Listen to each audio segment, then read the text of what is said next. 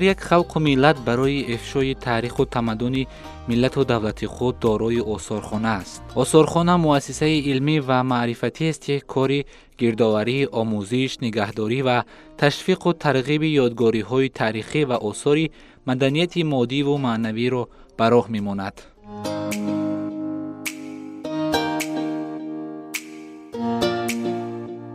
نقش آثارخانه‌ها برای افشای تاریخ، آموزانیدن تمدن و فرهنگ به نسل‌های امروزی و فردا و معرفی یک کشور بساباریز است. این برنامه سری آثارخانه است با تماشا و بهره‌مندی از آثار و نگاره و اکسپونات‌های آثارخانه مردم شناسی پیشنهادی بیننده.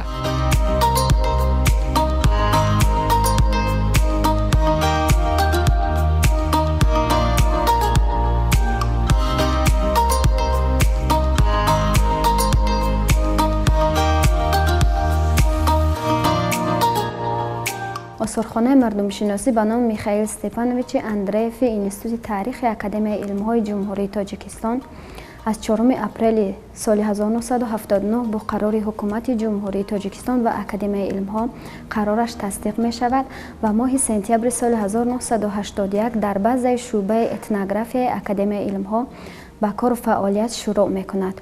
جمع‌آوری کلکسی‌های اتنوگرافی و برای مستحکم گرداندن فوند آثارخانه مردم شناسی از سالهای 1948 آغاز می‌گردد.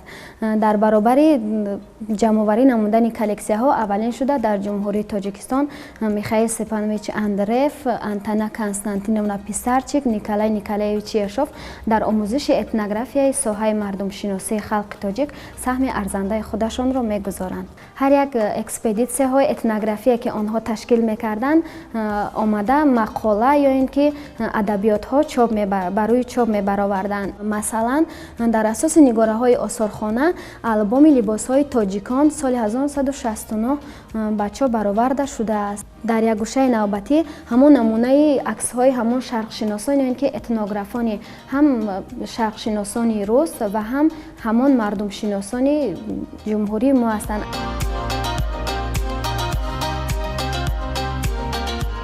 در گوشه نوبتی آثارخانه مردم شناسی نمونه سر و لباس داماد و عروس قسمت شمالی تاجیکستان و نمایش گذاشته شده است که متعلق به آخر عصر 19 و اول عصر 20 می باشد.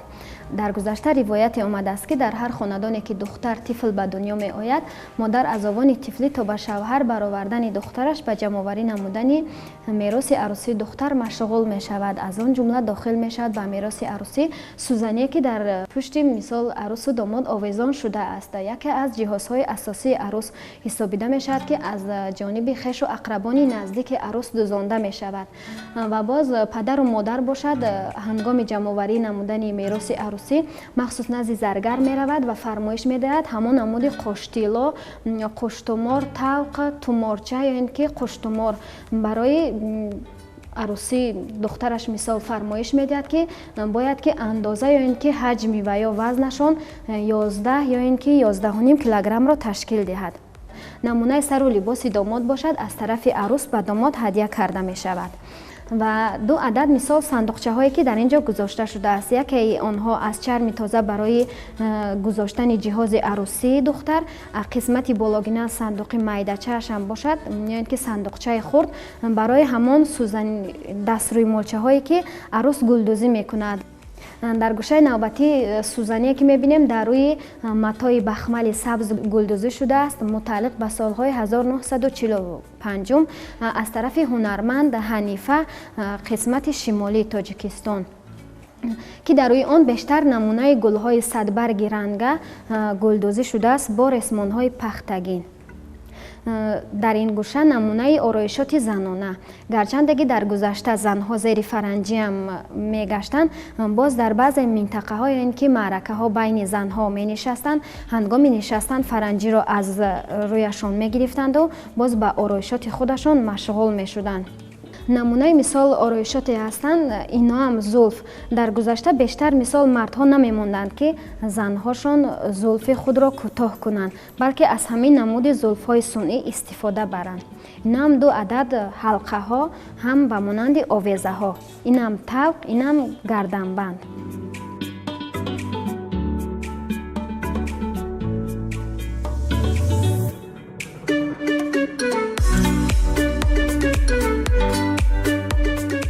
дар гӯшаи навбатии осорхона намунаи сару либоси ҷавондухтаро яъне ки занҳои шаҳрӣ ба намоиш гузошта шудааст ки бештар аз солҳои 1920 то солҳои 1960 ин намуди сару либосро бонувон ба бар мекарданд. Аз солҳои 1960 то 80 ин намуди сару либосро ба бар мекарданд. Аз солҳои 80 то инҷониб ин намуди сару либосро ба бар мекарданд бонувон.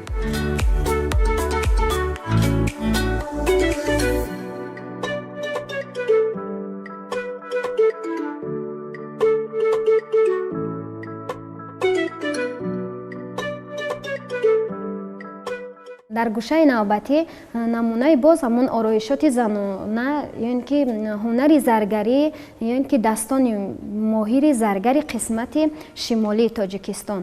махсус занҳо назди заргар мерафтанд, ҳамин намуди ороишотро фармоиш медоданд ки ин намуди ороишот якчанд вазифаҳоеро ба дӯши худ дошт. ҳам метавонистанд дар сарсӯзанӣ истифода баранд, ҳам метавонистанд дар маъракае ки вайҳо менишастанд. қисмати аввали инам ҳастай барои пок кардани гӯшт, дигараш бошад барои шона кардани абрӯ, яктои дигараш бошад барои пок кардани зери нохун, дигараш бошад сурмадон, яктои дигараш вазифаеро ки вайҳо сурморо гирифта дубора ба чашмони худашон моланд.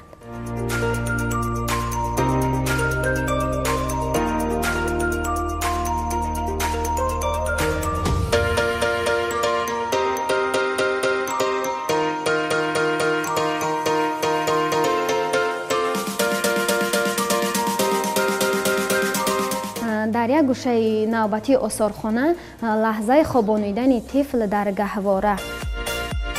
дар гӯшаи навбатӣ намунаи ҳунари читгарӣ ба намоиш гузошта шудааст ки ба ҳунари читгарӣ дар шаҳри Истаравшан оилаи Саидовҳо машғул ҳастанд. инам мутааллиқ ба охири асри 19 ва аввали асри 20. ҳунари читгарӣ худаш чит аз матои сафеди пахтагин бофта мешавад ва баъдан матои сафедро дар об меҷӯшонанду дар офтоб каме мехушконанд ва ҳамон ҳунарманди читгар назди чӯбкор меравад.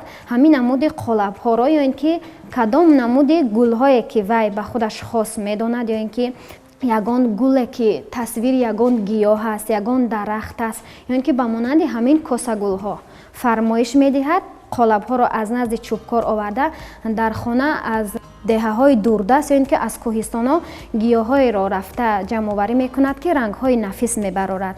дар баробари рангҳои нафисро оварда дар хона омода мегардонад ва матое ки дар об каме ҷӯшонда хушконида шуда буд қолабҳоро дар ранг тар мекунад, болои ҳамин муҳр мезанад ба монанди печат ки ҳамин намуди ҳунар барои намуди зоҳирии хонаро дигаргун карданд.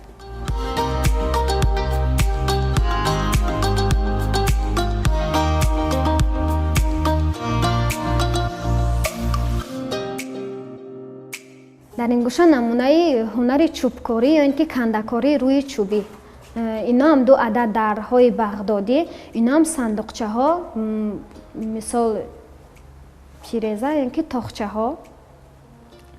бештар савол меояд дар ҳамин ду адад сандуқчаҳо истифода мешавад дар минтақаҳои кӯҳистон мисол ё ин ки шаҳру ноҳияҳои дурдаст.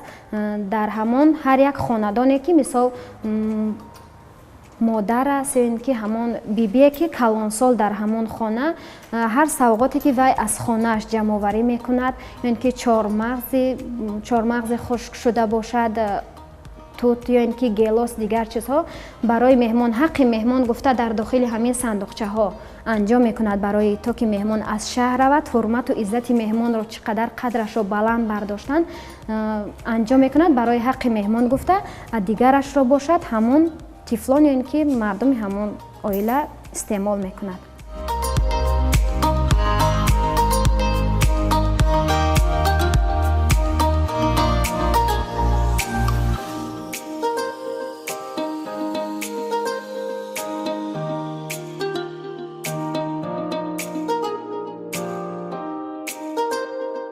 дар гӯшаи навбатӣ намунаи ҳунари заргарӣ ба намоиш гузошта шудааст ки мисол бештар ба ҳунари заргарӣ танҳо ҳамон шоҳон ва дарбориёни шоҳ машғул мешуданд ки намунаи сару либоси онҳо аз зарҳалини тиллоӣ духта мешуд.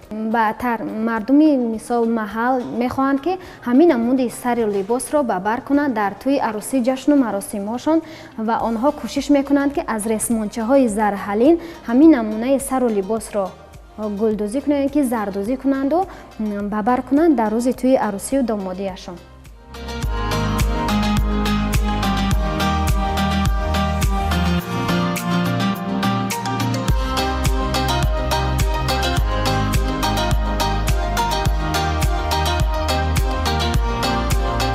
дар ин гӯша намунаи лаълиҳои кулолӣ ҳунари дасти кулолгарони Истаравшан Исфара мутааллиқ ба аввали асри 20. бештар лаълиҳоро ҳангоми мисол ҳунармандон ё ин ки кулолгарон омода сохтанд, бештар ба ин намуди ҳунари кулолгарии лаълӣ омода гардондан мардҳо машғул мешаванд. дар қисмати шимолии Тоҷикистон чағдек бошад, чағдеги кулолӣ ҳунари дасти кулолгарони қисмати Қаратоғ. намунаи созҳои мусиқӣ аз ҳар гӯшаву канори ҷумҳурӣ, инам мутааллиқ ба охири асри 19 ва аввали асри 20. инам чанги бадахшонӣ, ғиҷак, даф, рубоб, қушнавос, қушқорак қисмати вилояти мухтори кӯҳистони Бадахшон, доира, дутор, ситор қисмати ҷануб вилояти Хатлон.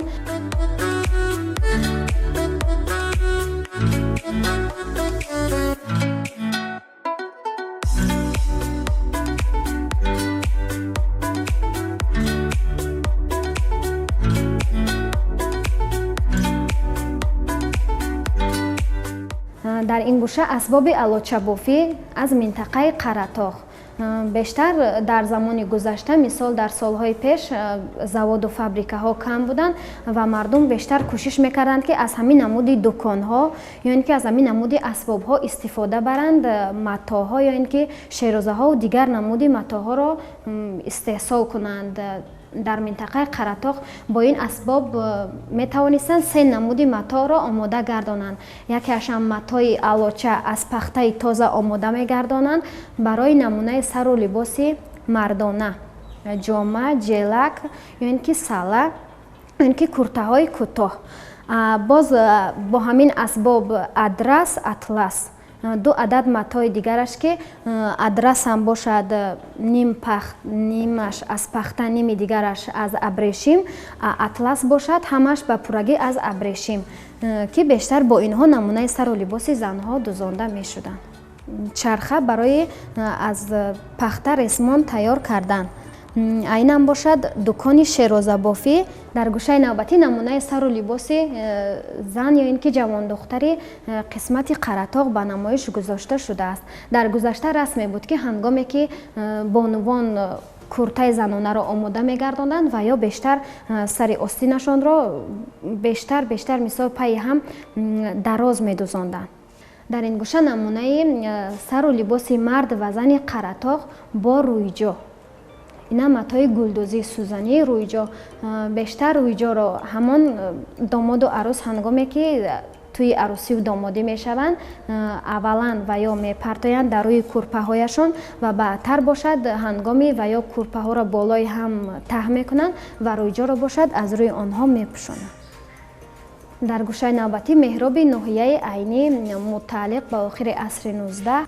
дар рӯи меҳроб мисол дар гузашта бештар меҳробро барои пештоқи масҷид истифода мебурданд ки ҳамон кандакори рӯйчӯбӣ бе ёрии кӯлею ширеш меҳробро бо мехҳои чӯбин омода гардондааст. дар болои ҳамин меҳроби кандакори рӯйчӯбишуда як адад свастика, 9 адади дигар рамзи гулофтоб кандакорӣ шудааст ва 2 адад рамзи туморча. инам шамдони мисин, инам лавҳ барои гузоштани китоб.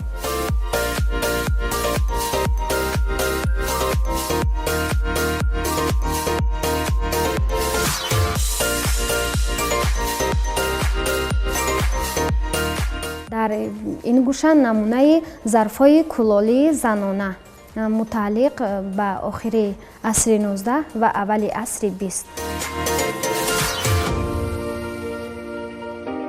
дар гӯшаи навбатӣ намунаи хонаи хуҷандӣ ё ин ки намунаи меҳмонхонаи минтақаҳои дурдаст ё ин ки минтақаҳои кӯҳистон.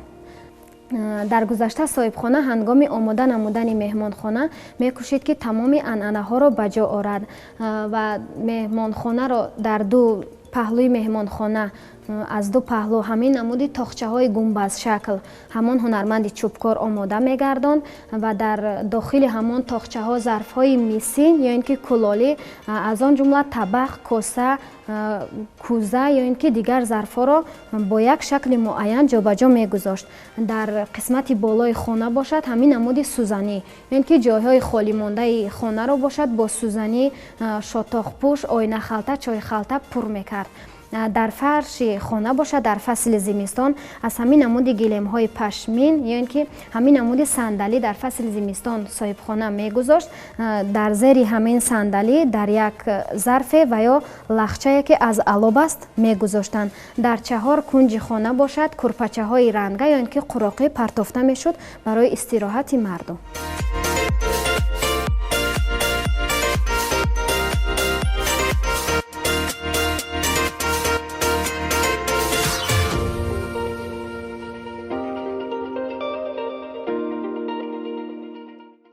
маснуотҳои мисӣ мутааллиқ ба охири асри 19 ва асри 20 қисмати шимолии Тоҷикистон ки бештар аз зарфҳои мисин, офтоба, чойҷӯш, лаълиҳо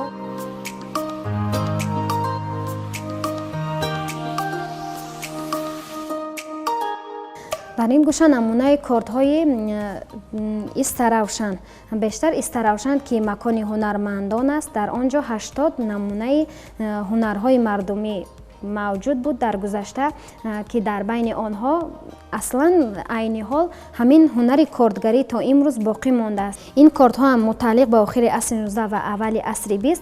ин ду адад корти дигарашон ҳам бошад асри 21 ки инҳо ҳамчун армоғон истифода мебаранд.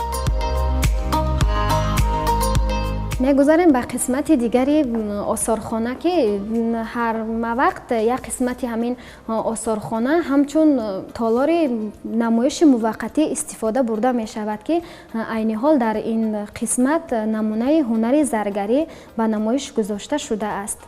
дар гӯшаи навбатии осорхона намунаи сару либоси куртаи Муминобод ё ин ки сари хосор ба намоиш гузошта шудааст ки дар солҳои гузашта ё ин ки дар солҳои 70 ҳамин намунаи сару либосро чӣ тавре ки такрор кардем, мон ҳунармандон дар саркитифӣ рамзи туморчаро гулдӯзӣ мекунанд ки инам ҳифозат аз қувваи бадиро дорад. дар ин гӯша бошад ҳамон аксҳои ҳунармандоне ки ба ҳамин ҳунари заргарӣ оилавӣ вайҳо машғул ҳастанд. дар ин ҷо намунаи камарбандҳо мардона ба намоиш гузошта шудааст ки як қисмати мисол минтақаҳо метавонистанд мардҳо аз рӯймолҳои гулдӯзӣ камарбанди худро банданд, дигар қисмати мисол минтақаҳо бошанд аз ҳамин намуди камарбандҳо махсус назди ҳунармандон рафта аз пораҳои матоъ ё ин ки нуқраву тилло фармоиш медоданд ҳамин намуди камарбандҳоро. дар ин гӯша намунаи куртаи миллии минтақаи Дарвоз ба намоиш гузошта шудааст ки мутааллиқ ба аввали асри 20. инам намунаи дастпонаҳо ё ин ки ангуштаринҳо ки дар солҳои гузашта бештар аз нуқра ё ин ки тилло ҳамин намуди дастпонаҳоро овезон мекарданд ва онҳоро ба шакли ҷуфт ё ин ки тоқ, бештарашон ба шакли ҷуфт ҳангоми арӯсон, ҳангоми арӯсӣ ҳамин намуди дастпонаҳоро истифода мебурданд. дар ин гӯша намунаи сару либоси арӯси вилояти Хатлон, шаҳри Кӯлоб, Муминобод, Данғара ва дигар минтақаҳои вилояти Хатлон дохил мешавад ки махсус назди заргар мерафтанд ҳамин намуди ороишоти занонаро фармоиш медоданд. дар қисмати дигари гӯша бошад маҷмӯи ороишоти арӯсии ноҳияи шимолии Тоҷикистон ба намоиш гузошта шудааст ки мутааллиқ ба аввали асри 20 мебошад. бештар ҳамон бонувон ҳангоми ба шавҳар баромадан аз ҳамин намуди қоштилло, баргак, талқ, зеби гардан, қуштумор ва дастпонаҳо истифода мебурданд.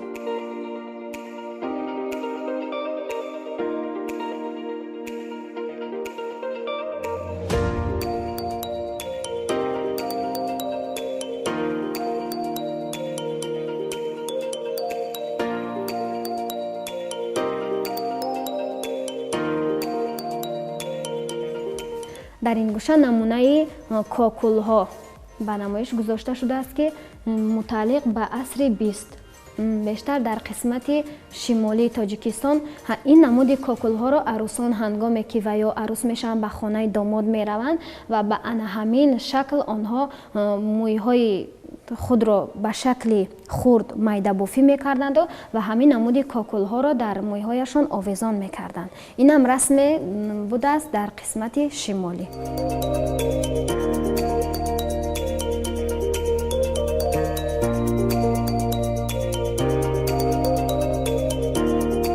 дар ин гӯша намунаи сару либоси хонаи арӯсу домоди вилояти Хатлон ба намоиш гузошта шудааст. Дар ҳар як минтақаи вилояти Хатлон ҳангоми духтар ба шавҳар баромадан модараш ҳамин намуди куртаи чаккан ё ин ки ҳамин намуди сӯзаниёро гулдӯзӣ мекард барои арӯс духтараш ва падараш махсус назди заргар рафта ҳамин намуди ороишоти заргариро ё ин ки баргак, пешонабанд, тавқи гардан, қулфи гиребон, кокул ё ин ки дигар намунаи сару либосро барои духтараш омода мегардон. Яке аз ҷиҳозҳои асосии арӯс ҳамон сӯзание ки дар пушти домоду арӯс ба намоиш гузошта шудааст ба ҳисоб меравад. Ҳангоми ороиш додан ё ин ки ҳангоми омода намудани хонаи арӯсу домод ҳамаи ҳамон ҷиҳозе ки арӯс аз хонаи модар меорад дар як паҳлӯи хона ба ҳамин шакл рӯи ҳам ҷамъ мекарданд ва ҳамин намуди сӯзанӣ ё ин ки гулдӯзиҳоро болои вайро маҳкам мекарданд. Ва арӯс ҳангоми шавҳар кардан ба хонаи домод рафтан боз ба худаш як ҷиҳозеро ба худаш мебурд, ҳамон сабадчаҳои махсусе ки вай метавонист дар дохили ин сабадчаҳо ороишоти занонаашро гӯшвор, ҳалқа, тавқ ё ин ки дигар ороишотро гирифта бо худаш барад ба хонаи домод. Дар ин гӯша намунаи ҳунари заргарӣ ё ин ки ороишоти занона ба намоиш гузошта шудааст ва дар баробари ин ҳамон асбобҳо ё ин ки қолабҳое ки аз Эгамберди Худойбердиев ки ҳунарманди заргари шаҳри Истаравшан мебошад мутааллиқ ба охири асри 19 ба намоиш гузошта шудааст.